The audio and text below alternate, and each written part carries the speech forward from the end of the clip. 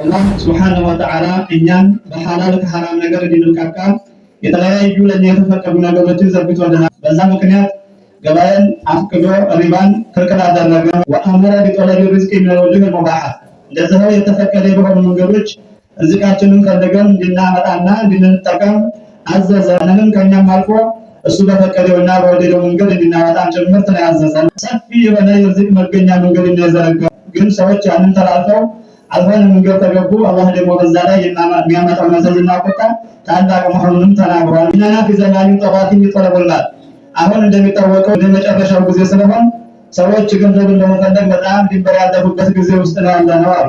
ወሁቡ ዱንያ የዱንያ ፍቅር ከአኺራ የላቀ ሆኖ በጣም ጎልቶ የሚታይበት ጊዜ ውስጥ ነን። በዚህ ምክንያት ፈሰረፈ ذلك كثيرا من الناس عن الآخرة ሰዎች ዱንያን ብቻ በመፈለግና ገንዘብን በማካበት ለአኺራቸው ከመስራትና ለአኺራቸው ከመዋል መልሷቸውና ዘላግቷቸዋል። حتى أضاعوا الواجبات በዚህ ምክንያት አላህ Subhanahu Wa Ta'ala በእነሱ ላይ ዋጅብ ያደረገባቸውን ነገሮች ሁሉ አጠፉ። ወተከቡ ሙሐረማት ክልክል ያደረገባቸውን ደግሞ ለገንዘብ ያላቸው ፍቅርና ለዱንያ ያላቸው ውዴታ ሐራም የሆነው ሁሉ ነገር ደግሞ እንዲሰበሰቡ አድርጓቸዋል። ወጀሂሉ አምረ ዲኒሂም የዲናቸውን ጉዳይና ዋና ነገሮች ስተዋል። ሷረት ዱንያ አክበረ ሀሚሂም በቃ እንዳጠቃላይ ዱንያ የነሱ ትልቅ ሐሳባቸውና ትኩረታቸው ሆናለች። ወመብለغ ዒልሚሂም በእውቀትም ዙሪያ ከተፈለገ ስለ ዱንያ ብቻ ማወቅ ሆናቸውና ዓላማቸው ለሃ የሳዑን ለዱንያ ይሯሯጣሉ። ወሚን አጅልሃ የተዓደው በዱንያ ምክንያት ይጣላሉ። ወተቃጠዑን ዝምድናቸውን እርስ በርሳቸው ይቆራረጣሉ። በዛ የተነሳ ማለት አላህ Subhanahu Wa Ta'ala ይህንንም ሲያወግዝና ነገር ሲከለክል አልሃኩም አጠቃፍሯል። እናንተ ሰዎች ሆይ እኔ እበልጣለሁ ማለት እናንተን አጠፋችሁ።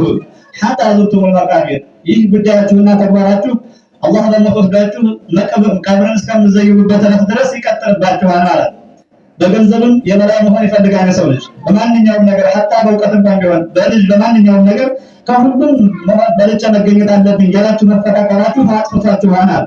ይህን ተግባራችሁ ደግሞ እስካተስተካከላችሁ ድረስ እዛው መፈለጋችሁ ድረስ ይቀጥላል። እና ዒባደላህ ኢነ ጠለበ ሪዝቂ ወሰዕየ ለተሕሲል المال أمر محمود ومأمور به شرعا ርዝቅን መፈለግ ገንዘብን ለማግኘት መሮጥና መታተር በተፈቀደበት መንገድ ከሆነ የተመሰገነና እንዲያውም በሸሪዓ የታዘዘ ጉዳይ ነው ማለት ነው። አንድ ሰው ዱንያ ታጥፎ ወጭን ግን ሸሪዓ አልፈቀደም። ለራሱ ይልቅ ከዛም አልፎ ለቤተሰብ ለዘመን ለምስኪን እንዲረዳ ሁሉ መስራትና መከሰብ እንዳለበት ሸሪዓችን ያዛል ማለት ነው። ግን ባልሆነ የሚሆነው ኢዳ ሩዕየት ፊህ ضوابط شرعية የሸሪዓው ህጎች የተጠበቁ የሆነ ጊዜ ነው ማለት ነው። ወቂም على الموازين المرعية ሸሪዓው የጠበቃትና ያስቀመጣት ሆነችው ሚዛን ላይ የተለካና በዛ የቆመ የሆነ ጊዜ ነው ማለት ነው። بأن يكون من الوجوه المباحة የመጀመሪያው የሚከስበው ቀስም አላህ ከፈቀደው መንገድ መሆን አለበት። መካሰብ ይጠይባል ሐላል በሆኑ መንገዶች መንጣት አለበት። وقد وسع الله لعباده أبواب الرزق المباحة الله سبحانه وتعالى የተፈቀዱ የሆኑ ርዝቆች የሚመጡበትን መንገዶችን ሰፊ ነው ያደረገው አጠበባቸው። ወለሃሁም አልአብዋብ المحرمة ግን በሐራም መንገድ እንዲያናመጣና እንዲያናከማቸው ከልክሏል። እና ኢንሻአላህ የምንሰራውን ስራ የምንከስበውን ቀስም አላህ በፈቀደው መልኩ ማጣት አለብን። ስናወጣውን በዛ ማጣት አለብን። ከሰዎች ሐቅና መብት